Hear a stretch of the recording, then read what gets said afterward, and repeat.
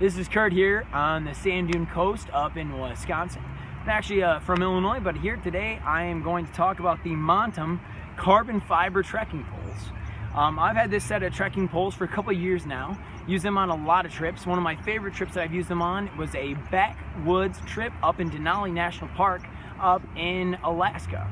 One of my favorite things about these poles is, number one, they're light. Whether they're on your carry-on, if they're in your checked bag, it's an extremely light set of poles that have a lot of brute strength. A lot of the people that I was on with that trip had MSR poles, and I can tell you when we were on those really steep slopes and we're slipping down those rock faces, these poles could hold their own and were stronger and didn't bend and break when those other poles did.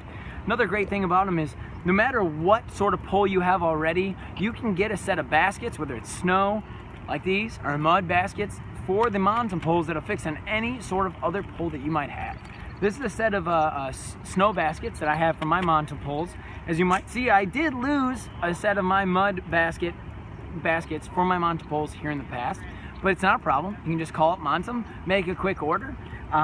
The price is extremely cheap compared to any other competitors. Another thing that I have to say is a huge positive about them is I've got as you can see, these rubber caps on the end of my Montem poles right now. Underneath that, you can see we've got this carbide tip, which is extremely useful whenever you've got any of that hard stone surface. But what is great is you can see the wear that has happened on the plastic.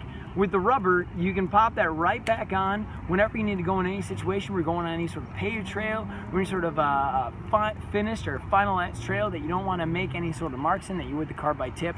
All I have to say about these poles, the price is absolutely spectacular. They're extraordinarily light. Whether you're going across the country or across the globe, one of the positives is no matter if you're flying, driving, taking a train, you name it, you can pack them in there. They pack down extremely small and extremely light.